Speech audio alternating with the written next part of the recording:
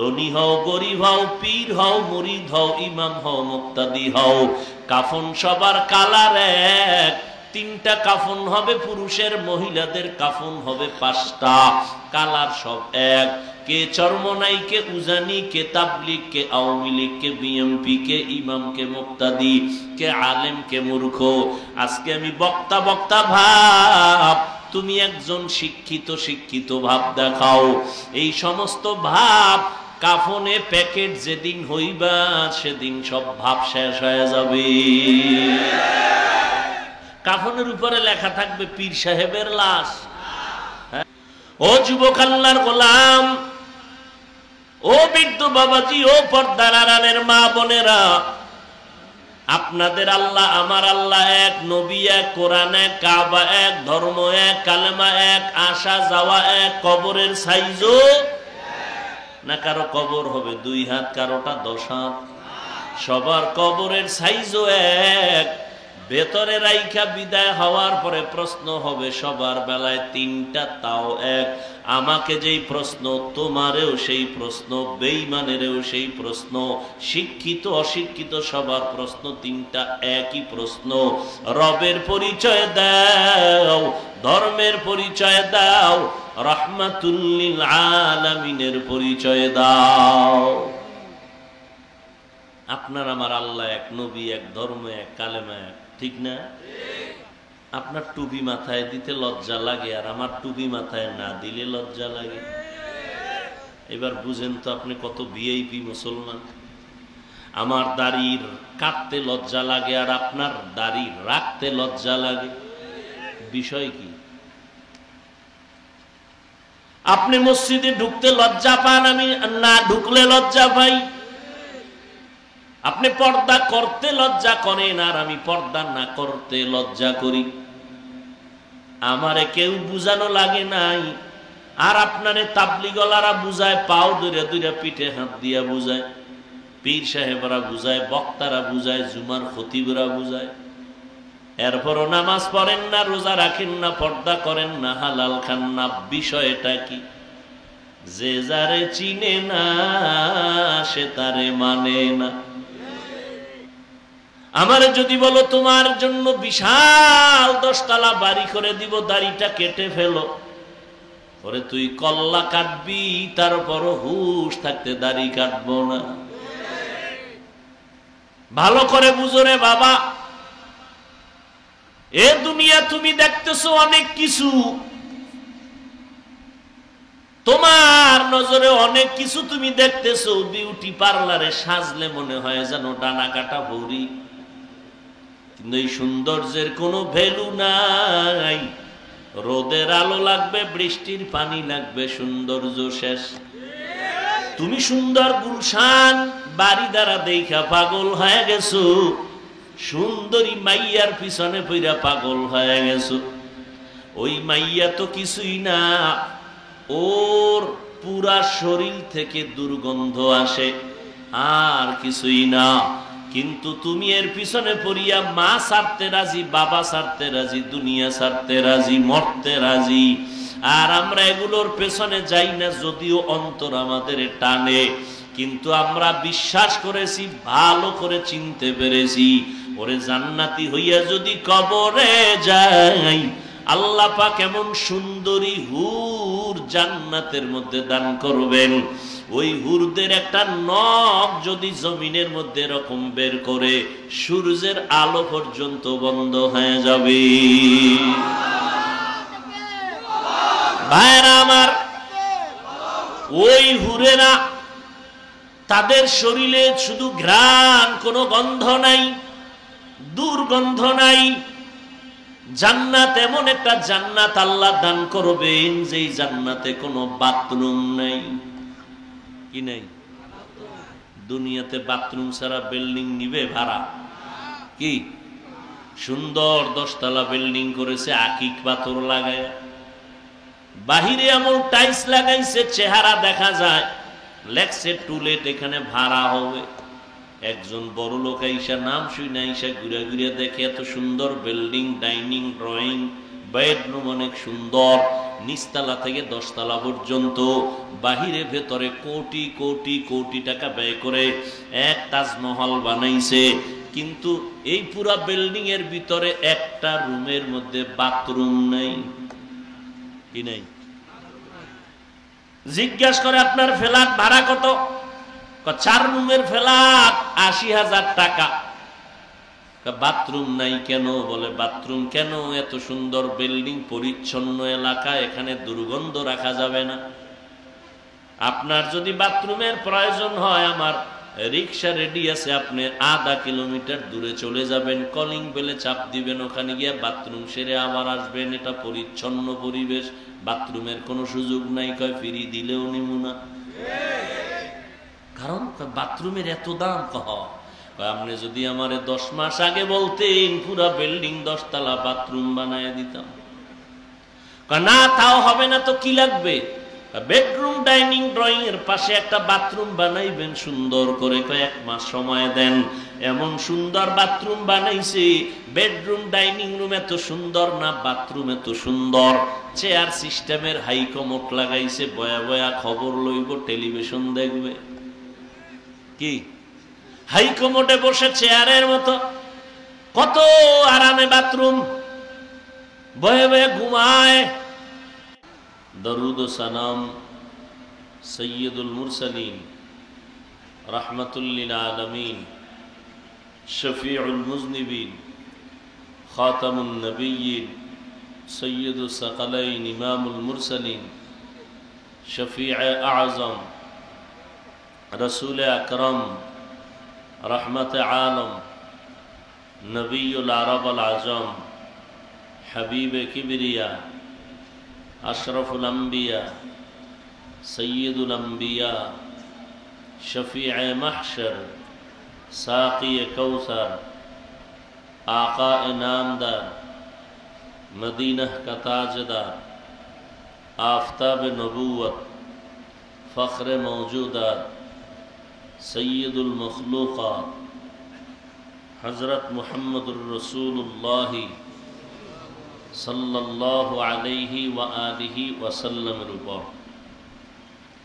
সর্বোপরি শুকর যাদের অক্লান্ত পরিশ্রমের মাধ্যমে আজ সুন্দর আয়োজন, সময় পরামর্শ অর্থ দিয়ে দোয়া করে উপস্থিত হয়ে মাইক লাইট প্যান্ডেলের ব্যবস্থাপনার মাধ্যমে সহযোগিতা যারা করেছেন, এলাকার যুবক, বৃদ্ধ, ব্যবসায়ী, শ্রমিক, চাকরিজীবী, বিভিন্ন শ্রেণী পেশার মানুষ, জনপ্রতিনিধি, প্রশাসন, উলামায়ে হযরত, আইম্মায়ে মাসাজিদ, প্রত্যেককেই আল্লাহ পাকের খিদমতের বরকতে দুনিয়াতে শান্তি, পরকালে মুক্তির ব্যবস্থা করে দিন। হযরত উলামায়ে কেরাম আলোচনা করেছেন, আপনারাও ধৈর্যের সাথে শ্রবণ করেছেন। উলামায়ে কেরামদের কথাগুলো উম্মাহকে সহি তরিকায় আমল করার তৌফিক দান করেন। আমি আপনাদের দোয়া নেওয়ার স্বার্থে সংক্ষিপ্ত আলোচনার নিয়তে কোরআনে হাকিমের এক আয়াতে কারিমা তিলাওয়াত করেছি। নবীজির অসংখ্য হাদিস থেকে একটি হাদিসের অংশ পড়েছে। ইখলাস ও রুহানিয়াতের সমন্বয়, সহি তরিকায়, সহি নিয়তে সহি কিছু কথা বলতে পারি, আপনারা শুনতে পারেন, সে তৌফিক আল্লাহ আমাদের সবাইকে দান করেন।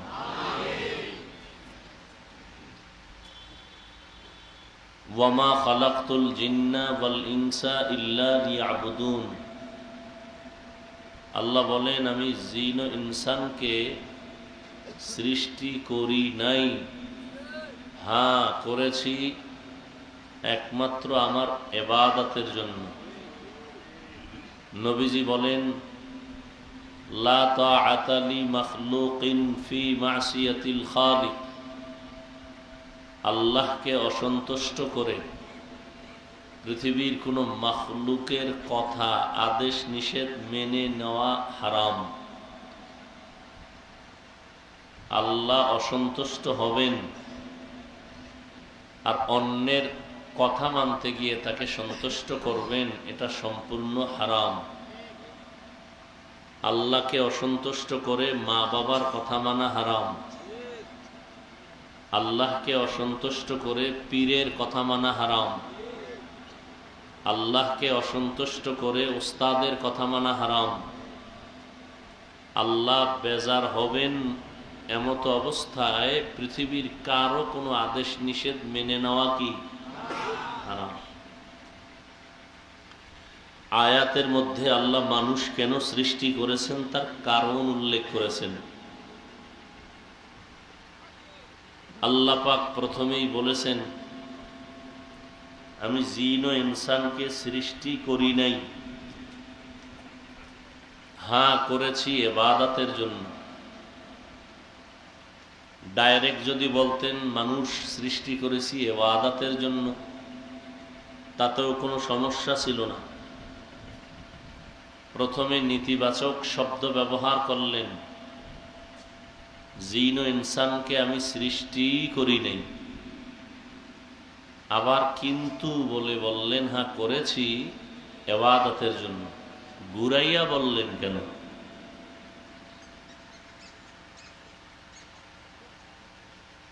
এর কারণ হলো আল্লাহর সাথে বান্দার একটা ওয়াদা ছিল রুহের জগতে। আল্লাহ ছিলেন শিক্ষক, সমস্ত আত্মা ছিল সেদিন ছাত্র। আল্লাহ শিক্ষক হইয়া সবক দিছিলেন, আলাস্তু বিরব্বিকুম,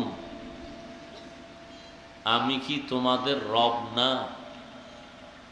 এখানে অনেকে তর্জমা করে আমি কি তোমাদের প্রভু না। রবের বাংলা প্রভু বললে হক আদায় পরিপূর্ণ হয় না। রব হলেন তিনি, শুধু মানুষ না, সমস্ত মাখলুকতের প্রয়োজনের অগ্রিম আয়োজন করেন যিনি। সমস্ত মাখলুকতের প্রয়োজনের অগ্রিম আয়োজন যিনি করেন তিনি হলেন রব। এর শাব্দিক অর্থ। এরপরে রব কে তিনি? তো সূরা ফাতিহায় তো আল্লাহ পরিচয় দিয়েছেন, আলহামদুলিল্লাহি রাব্বিল আলামিন। রব হলেন জগৎ সমূহের স্রষ্টা, লালন পালনকারী। কেমন লালন পালনকারী? কি বেতের বাড়ি দিয়ে লালন পালন করান? কয় না, আর রহমান, দয়া দিয়া। তিনি শ্রেষ্ঠ দয়াময়, রহিম, অসীম দয়ালু, যার দয়ার কোনো স্বার্থ নেই। সন্তান মা বাবাকে দয়া করে, স্বার্থ আছে। স্বার্থে আঘাত লাগলেই হয়তো গলা কাটবে, না হয় থানায় মামলা করবে। কি থানার ভিতরে মা বাবার সন্তানের বিরুদ্ধে মামলা করে, সন্তান মা বাবার বিরুদ্ধে মামলা করে, এই নমুনা কি নাই? কারণ কি? বেশি মোহব্বত করেন এই জন্য না, স্বার্থের কারণে। স্বার্থ। আল্লাহর মায়া দয়ায় কোনো স্বার্থ আছে? হ্যাঁ, এই যে একটা বরকতের মাস গেল রমাজান, বহু আশেক এখানেও আছে, রোজা রাখে নেই। এরকম আশেক রসুল এখানে নাই? অভাব নেই। কিছু কিছু কুলাঙ্গারের বাচ্চারা বলেছিল, আমার ঘরে কি ভাতের টান আছে, রোজা রাখবো কেন? এরকম কুলাঙ্গার নাই? আমরা কি ভাতের অভাবে রোজা রাখছি? হ্যাঁ, পৃথিবীতে যত মানুষ আছে বা ধর্ম আছে, আল্লাহর দেওয়া আর মানুষের বানানো, সব ধর্মের মধ্যে রোজার নিয়ম আছে। তবে আমাদেরটা আলাদা, ওদেরগুলো নামও আলাদা, সিস্টেমও আলাদা। ওদের নিয়ম হলো না খাওয়ার সাধনা করো যত পারো, এমনও নিয়ম আছে কোন ধর্মে, না খাইয়া থাকতে থাকতে যদি মরতে পারে তো বিনা হিসাবে স্বর্গে যাবে। আমাদের নিয়ম যে না খাইয়া থাকাই আমাদের সাধনা না, না খাওয়ার মধ্য দিয়ে আল্লাহর সাথে গভীর সম্পর্ক করা, এটা সাধনা। এজন্য নবীজি অভিশাপ দিয়েছেন যে রমাজান পাইল জাহান্নাম থেকে মুক্তি পেল না, সে ধ্বংস হয়ে যাক। জিব্রাইল কয় ধ্বংস হয়ে যাক, আল্লাহ বলেন ধ্বংস হয়ে যাক। আল্লাহ যারে বেশি মোহাব্বত করেন তিনি কয় আমিন। আল্লাহর নবী যদি আমিন কন তা কবুল।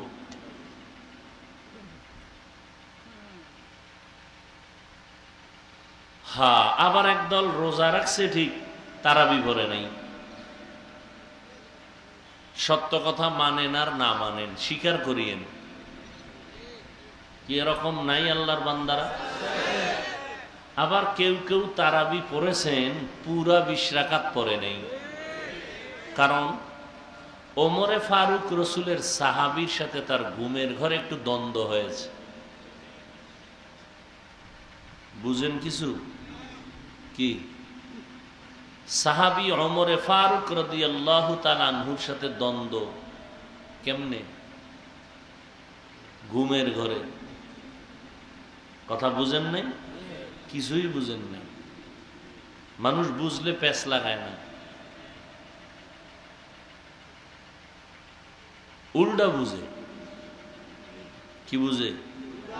উল্টা ভালো বুঝে।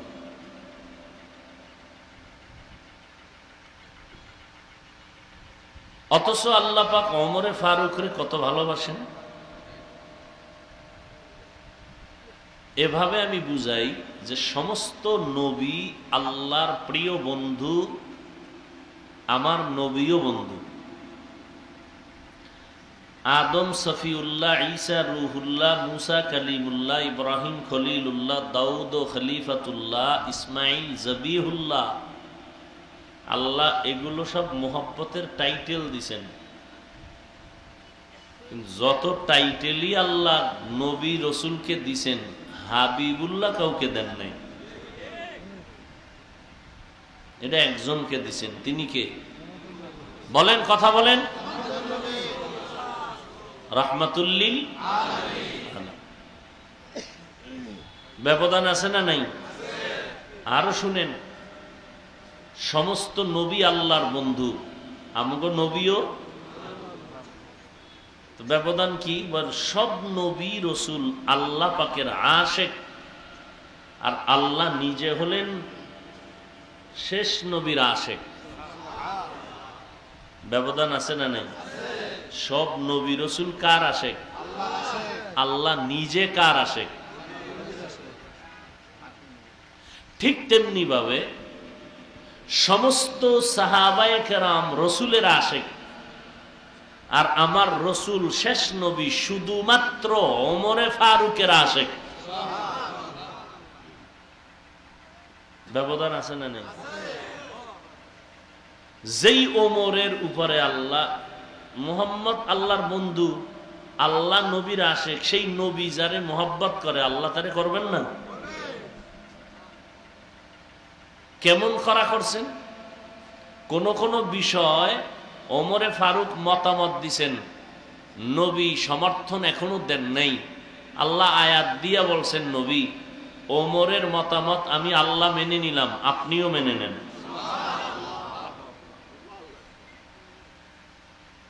সেই ওমরের সাথে একটু দ্বন্দ্ব হইছে মনে হয় ঘুমের ভিতরে। ডাইরেক্ট আর ভাই বোনি তো ঘুমের ভিতরে হইতে পারে, কথার কথা। এই কারণে 20 রাকাত পড়ে না। আল্লাহ হেদায়েত দান করুন। তো আল্লাহ মানুষ সৃষ্টি করেছেন, রুহের জগতে আল্লাহ সবক দিলেন, আমি কি তোমাদের রব না? সমস্ত আত্মারা ছাত্র হয়ে বসে আছেন আল্লাহর দরবারে, কেউ জবাব দেয় না। সৃষ্টির শ্রেষ্ঠ আত্মা, রহমতের নবীর আত্মা প্রথম জবাব দিলেন, বালা, আপনি আমাদের রব। আরো আস্তে করে বলেন। তাহলে নবীজির আত্মা জবাব দিল বালা। এরপরে ভিন্ন ভিন্ন মুমিন যারা ছিল তাদের আত্মা জবাব দিল বালা, আপনি আমাদের রব। ওখানে বেঈমানের আত্মাও ছিল না? ওরাও বলছিল বালা, আপনি আমাদের। তাহলে জবাব কি সবার আলাদা না এক হইল?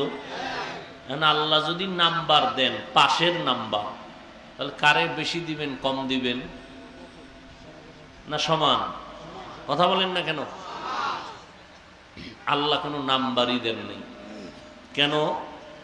সবাই জবাব দিছে এক, কিন্তু নাম্বার সমান পাওয়ার যোগ্য সবাই না। কেউ দিছে বুঝা আর কেউ দিছে না বুঝে। আল্লাহ জানেন যেটি না বুঝে দিছে এটি এক সময় আমাকে রব বলে মানবে না। আল্লাহ নাম্বার না দিয়া বলে তোমরা পরীক্ষা দাও, পেপারসে লেখো, এরপরে তুমি নিজেরটা নিজেই নির্ণয় করো তুমি কত নাম্বার পাইয়া পাশ করবা না ফেল করবা। তো পরীক্ষা দিব কোথায়? আল্লাহ দুনিয়ায় পাঠাইলেন পরীক্ষা দেওয়ার জন্য। কি ঘুমানোর জন্য? পরীক্ষার হলে গিয়া কেউ ঘুমায়, ভাত খায়? দুনিয়াটা পরীক্ষার হল, ঘুমানোর জায়গা। ঘুমাবে কারা? পরীক্ষার হলে যারা ঘুমাবে তারা পাস না ফেল? ঠিক দুনিয়াতে যারা আসল জিনিস হারাইয়া পরীক্ষা না দিয়া ঘুমাবে এরা জান্নাত পাবে না, ফেল। কবরে গেলে জুতার বাড়ি, ফেল। তো পরীক্ষার হল দুনিয়া। পরীক্ষা যে দিবে, আমাদের ছেলে মেয়েরা পরীক্ষা দেওয়ার আগে এখন তো আধুনিকতা গাইড খুঁজে, গাইড প্রশ্নপত্রকে অধ্যয়ন করে আয়ত্ত করার জন্য। আবার প্রাইভেট কোচিং করে না? আল্লাহ কয় আমি তোরে তোর চাওয়ার আগে, পরীক্ষার হলে যাওয়ার আগে, আমলের আগে আমি প্রাইভেট কোচিং করার জন্য প্রাইভেট মাস্টার দিয়ে দিলাম। আমি নিজে ইচ্ছা করে, আমি চাই তুই ফেল করিস না,